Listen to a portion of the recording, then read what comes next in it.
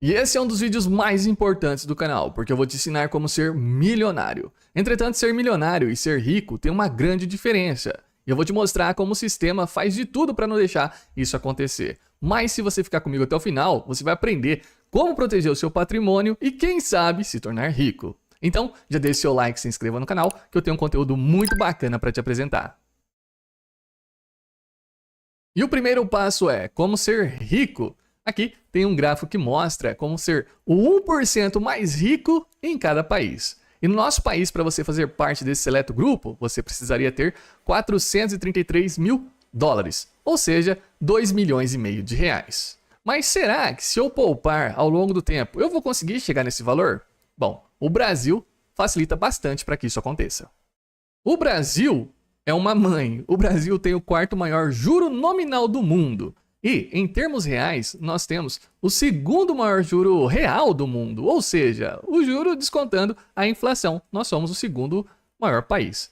Entretanto, olha quem está em primeiro, a Rússia, que está em conflito, ninguém tem confiança nesse país, os riscos para o futuro de você investir, portanto eles pagam muito mais para atrair esses investimentos. E o Brasil não sofre nada disso. Portanto, podemos considerar que o Brasil é o melhor país do mundo para você aumentar o seu capital.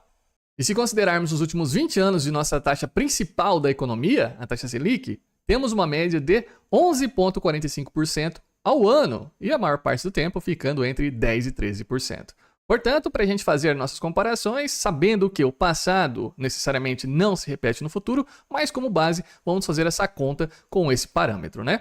E para fazer a nossa simulação, vou utilizar o site do Investidor Sardinha, que eu recomendo que vocês o sigam. Então vamos lá, simulador de juros compostos. Eu começo investindo R$1.000 todos os meses ao longo de 30 anos com a taxa de juros de 11,45%. Claro que isso vai ser alterado e tudo pode ser alterado. Mas nessas circunstâncias, se eu começar a poupar para tentar me aposentar, será que eu consigo chegar a ser milionário? Sim, você consegue. Você consegue mais de 2 milhões e meio de reais. Ou seja, você chega até mesmo ao patamar do 1% mais rico de nossa população atual. Quando a gente percebe a movimentação ao longo do tempo, o nosso investimento ele é linear. Todos os meses vamos poupando a mesma quantidade de dinheiro. Entretanto, perceba a linha vermelha como começa a descolar da quantidade que estamos investindo. Isso é a famosa bola de neve dos juros compostos. Então, o tanto que você vai investindo, aquele montante começa a gerar mais juros do que até mesmo que você está investindo ao longo do tempo. Portanto, é isso que faz você ter riqueza ao longo do tempo, construir patrimônio.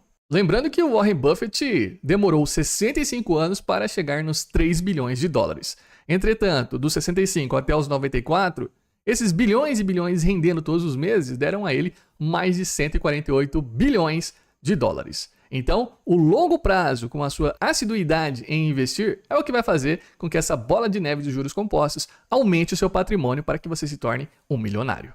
Eu sei que nos comentários vai começar a aparecer um monte de gente dizendo: isso aí é irreal, eu não consigo investir tudo isso, as taxas de juros não vão se manter nesse nível. Então, calma, vamos às soluções. Primeiro, eu sei que ninguém começa investindo uma grande quantidade de dinheiro. A nossa jornada de trabalho implica em desenvolvimento pessoal. E ao longo do tempo nós vamos melhorando a nossa capacidade produtiva e nossas habilidades, portanto vamos recebendo um maior salário. Se você, obviamente, não se estagnar e ficar parado aí.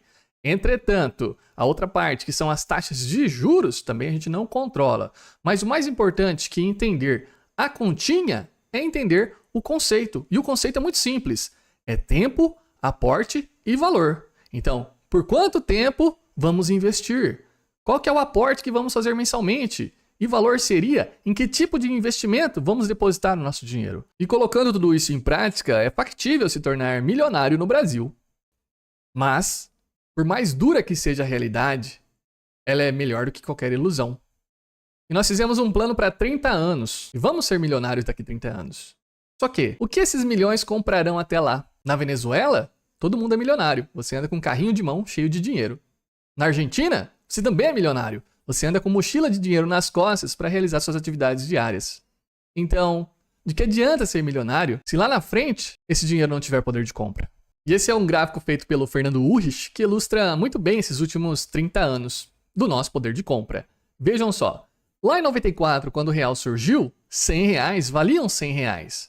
Entretanto, se você colocou esses R$100 embaixo do colchão, tirou agora e foi gastar, esses R$100 estão comprando apenas R$ 12,38. Ou seja, perdeu quase 90% do seu poder de compra. Portanto, é muito difícil quando a gente faz um plano de longo prazo, ainda mais um plano de 30 anos, saber o que vai de fato acontecer. E por isso o nosso foco é na filosofia e não na continha final. Daqui a 30 anos nós não sabemos se o real vai continuar existindo ou se todo mundo vai ser milionário devido à desvalorização do dinheiro que vai acontecendo na sociedade. Lembrando que o nosso dinheiro é um experimento extremamente recente, tem apenas 50 anos, e ele começou lá em 1971, quando Richard Nixon quebrou a conversão de dólar em ouro. Antigamente a moeda tinha um lastro, o dólar era lastreado em ouro. Entretanto, como os governos começam a gastar cada vez mais e tem um descontrole, não existe mais um lastro que sustente a necessidade de uma emissão de moeda. E aí, lá em 71, esse lastro foi cortado e nós vivemos agora na era dos bancos centrais, a era das moedas fiduciárias, que significa moeda da confiança. Portanto, tudo que você poupa, todo o dinheiro que você poupa, ele é lastreado na confiança do político. Em um exemplo simples, vamos tentar entender isso. O dólar avança quase 1,5% na semana com mau humor com política fiscal. Olha só, até uma humanização dos termos de investimento, né? Mau humor com política fiscal. Vamos lá. A arrecadação federal atinge recorde histórico. O governo está arrecadando em níveis absurdos. Entretanto, apesar de estar entrando uma boa grana para os seus cofres, na hora de gastar, ele não consegue gastar direito e gasta muito mais do que arrecada. Olha só as contas públicas do nosso país, né? Déficit primário. Então nós temos uma dívida em relação ao que está sendo arrecadado. O governo arrecada, mas na hora de gastar, ele gasta muito mais do que arrecada, mesmo estando em níveis históricos de arrecadação. Portanto, o governo não vai trabalhar como você, que recebe seu salário e tenta ser superavitário para poder ter alguma coisa lá no futuro. O governo não, ele não está nem aí. Ele está trazendo o futuro para o presente, ele está sempre criando muito mais dívida. E essa é apenas uma dívida primária, ou seja, com as entradas e saídas em relação ao que ele gasta. Entretanto, se a gente colocar na ponta do lápis essas dívidas antigas que já se acumularam, os juros pagos sobre ela, aí sim a dívida fica pior ainda. Déficit nominal bate recorde no governo. Ou seja, olha só, a dívida já ultrapassa R$1 trilhão. Então, somando o que arrecada com o que gasta, mais os juros da dívida que está sendo pago, a gente vê como o buraco é cada vez mais embaixo e essa dívida chegará em 80% do PIB ainda em 2024. Mas o mais importante, que saber a porcentagem que pode chegar nesse ano, no próximo, é entender que essa dívida sempre continuará crescendo.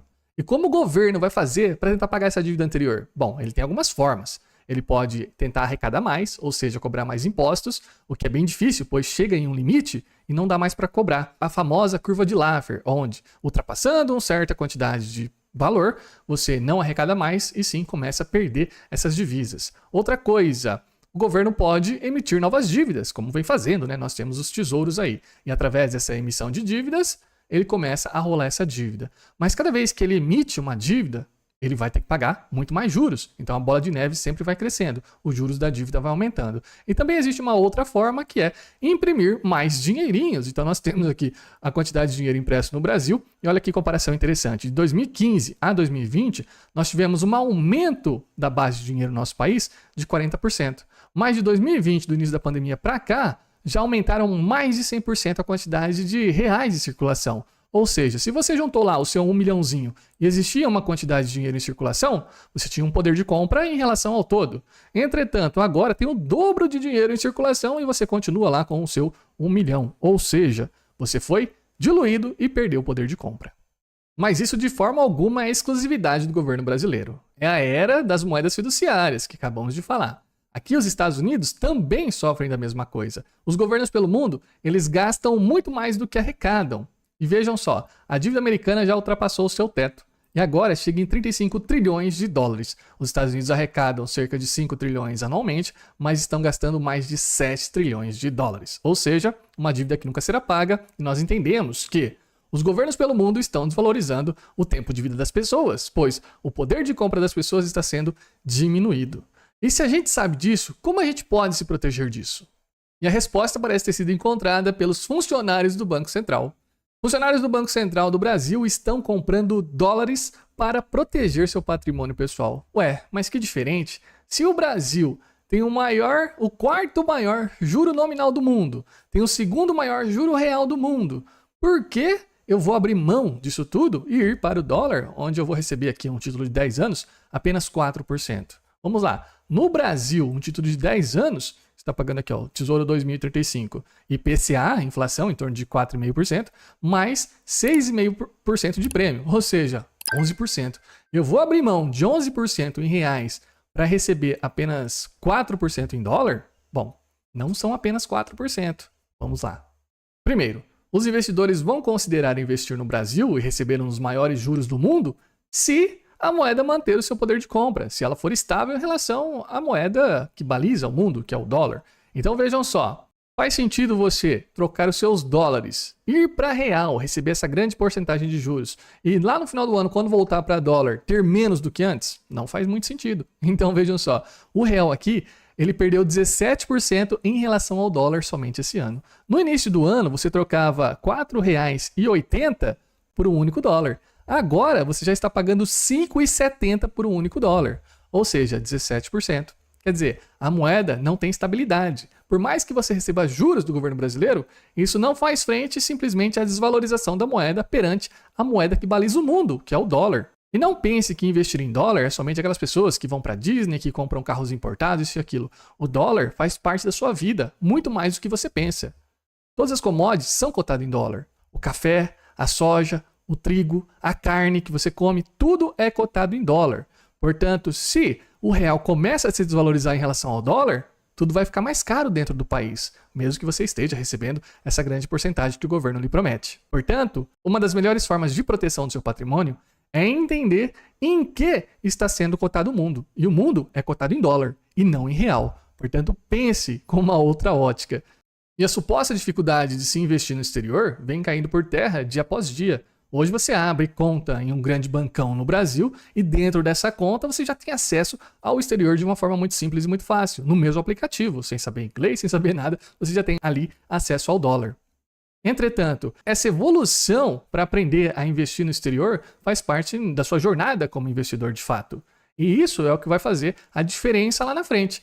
Claro que dentro de um portfólio vai ter espaço para renda fixa no Brasil, para ações brasileiras, para fundos imobiliários, mas se você não quiser perder o seu poder de compra e ser corroído pela inflação, é necessário que você entenda em que o mundo é balizado. E o mundo é balizado pelo dólar.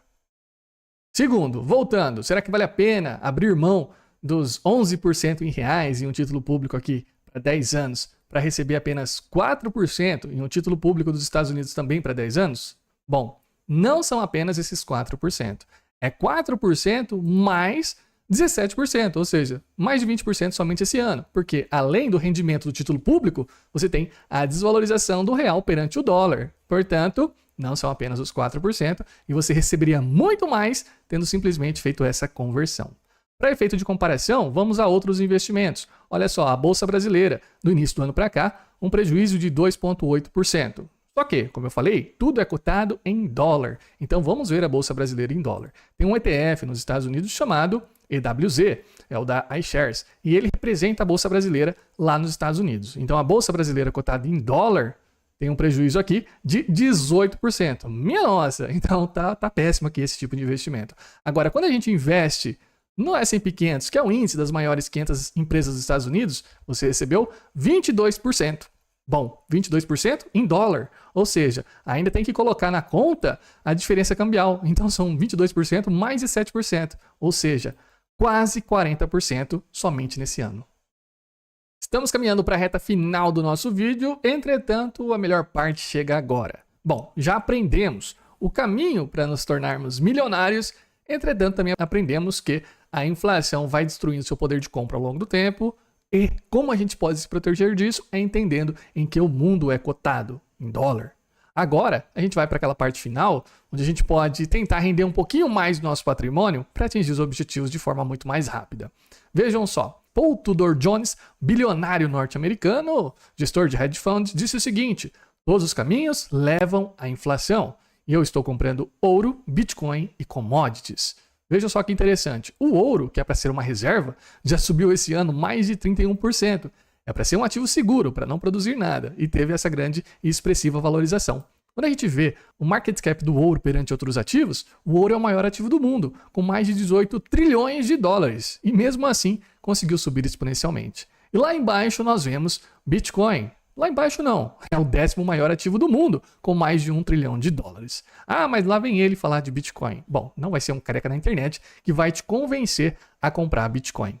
Os maiores defensores de Bitcoin hoje no mundo são os grandes institucionais, são os grandes gestores de portfólio. Olha só que interessante, o CEO da BlackRock reconhece erros sobre Bitcoin e vê ativo como ouro digital. E quando o CEO da BlackRock fala isso, ele não está falando para mim, para você ou para nossa vovozinha que vai comprar R$100 em Bitcoin. Ele está falando para as grandes empresas do mundo que possuem muito capital para investir, tanto que está saindo várias análises em relação ao próprio Bitcoin por esses gestores, como você pode alocar parte do seu patrimônio em Bitcoin, como ele se comporta em relação a outros ativos em diversos cenários. Então perceba que é uma busca institucional. Isso se acentuou ainda mais depois dos ETFs Bitcoin terem sido aprovados em janeiro desse ano.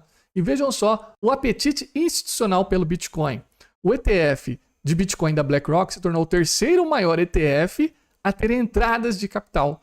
O primeiro é o VOO, que é o ETF da Vanguard sobre o S&P 500, e entrou quase 80 bilhões de dólares. Depois vem o IVV, que também é um ETF de S&P 500, mas sob a gestão da própria BlackRock, com uma entrada de 50 bilhões. E em terceiro lugar vem o ETF IBIT, que é um ETF de Bitcoin gerido pela própria BlackRock, com mais de 22 bilhões de dólares.